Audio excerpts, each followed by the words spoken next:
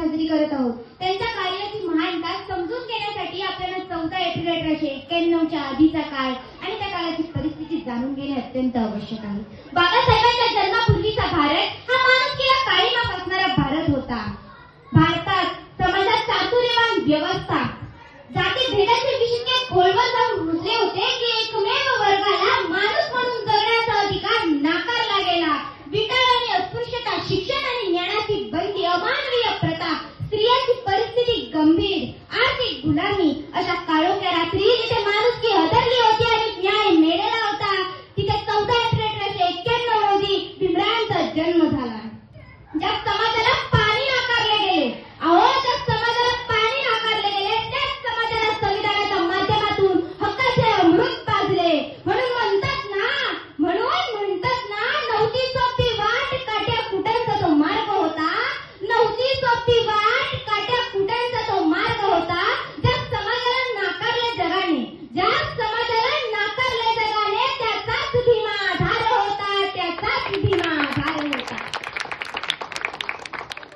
स्वतःला इतरांसमोर सिद्ध करण्याची मला मुभा आहे. स्वतःला इतरांसमोर सिद्ध करण्याची मला मुभा आहे. कारण बाबासाहेब, तुमच्यामुळेच आज मी स्वाभिमानाने उभी आहे. तुमच्यामुळेच आज मी स्वाभिमानाने उभी आहे. जेव्हा काही महिला म्हणतात ना बाबासाहेब फक्त एका समाजापुरते आहेत, तर त्यांचा आणि आमचा काय संबंध? तर मला त्या महिलांना आवर्जून सांगावंसं वाटतं की स्त्री शिक्षणाचे दरवाजे महात्मा फुलेंनी खुले केले. स्त्री शिक्षणाचे दरवाजे महात्मा फुलेंनी खुले केले. पण स्त्री शिक्षणच नाही तर महिलांच्या, स्त्रियांच्या प्रत्येक अधिकाराला संविधानिक अधिष्ठान मिळवून देण्याचे काम माझ्या बाबासाहेबांनी केले, माझ्या बाबासाहेबांनी केले. आपल्याला चैत्यभूमी माहित आहे, दीक्षाभूमी माहित आहे, 14 तळे माहित आहे, पण संकल्पभूमी माहित आहे का? काय आहे ही संकल्पभूमी? कोठे आहे? याचं जेव्हा मी वाचन केलं तेव्हा मला समजलं. ते मी तुमच्या समोर मांडते.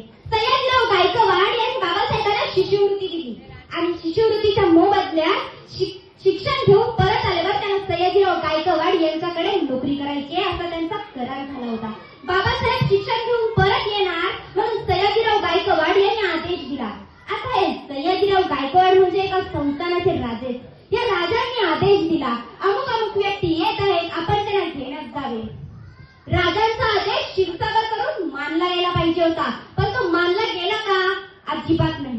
कारण तुम्ही आम्हाला कोणत्या व्यक्तीला घ्यायला पाठवताय त्याच्याशी आम्हाला संबंध नाही. तुम्ही काय आदेश दिला त्याच्याशी आम्हाला संबंध नाही, पण तो व्यक्ती इतका महत्वाचा नाही की आम्ही त्याला घ्यायला जावे. हा विचार करण्यात आला आणि बाबासाहेबांना घ्यायला कोणीच नाही गेलं. इतका विद्याभूषित माणूस, इतका विद्याभूषित मनुष्य रेल्वे स्टेशनवरती उभा आहे, त्यांचा राहायची सोय करायची आहे, त्यांना कोणी राहायला घर देत नव्हतं. यावेळी बाबासाहेबांवर अशी परिस्थिती आली की त्यांनी नाव बदलून धर्म बदलल्यासारखे दाखवले आणि एका ठिकाणी माझा भीमराया म्हणून थांबला. काही वेळ गेला मग त्या धर्मशाळेत समजले की आपण समजतोय त्या वर्गातील व्यक्ती नाही, तर तो अशा वर्गातील आहे ज्याला आपण अजिबात मानत नाही. आणि अक्षरशः रात्रीच्या वेळी बाबासाहेबांचं सामान बाहेर फेकण्यात आलं आणि त्यांना बाहेर काढली. बाबासाहेब विनंती करू लागले, इथे जात्रा आहे, इतक्या रात्री मी कुठे जाणार? सकाळ होऊ द्या, मग सयाजीराव गायकवाड यांच्याशी बोलणं करून काहीतरी तोडगा काढतो. पण कोणीही ऐकायला तयार नव्हतं. बाबासाहेब हताश झाले. त्यांनी सामान उचलला आणि निघाले. जाताना त्यांना एक बगीचा दिसला. तेव्हा त्या बगीचात एका झाडाखाली बसले. रात्रभर डोळ्यातून अश्रू वाहत होते, पण त्या अश्रूंमधून अवहेलनेची आणि अपमानाची जाणीव होत होती. आणि त्याच अश्रूंमधून एक निर्धार सुद्धा निघत होता. हा समाज अजूनही माझ्यासारख्या विद्याभूषित माणसाशी असं वागत असेल तर तो माझ्या बांधवांशी कसं वागत असेल? कसं वागत असतील माझ्या बांधवांशी? ते तर शिकलेले सुद्धा नाही आहेत. त्यावेळी बाबासाहेबांनी त्या बगीचामध्ये, त्या झाडाखाली एक संकल्प केला की जेव्हा मी माझ्या बांधवांना, माझ्या समाजाला मनुष्य म्हणून जगण्याचा अधिकार मिळवून देईन तेव्हाच मी निश्चिंत होणार. हा संकल्प केला. तेव्हा त्या बगीचाला सह्याद्री बगीचा असं नाव देण्यात आले आणि त्या भूमीला संकल्प भूमी म्हणून ओळखले जाते.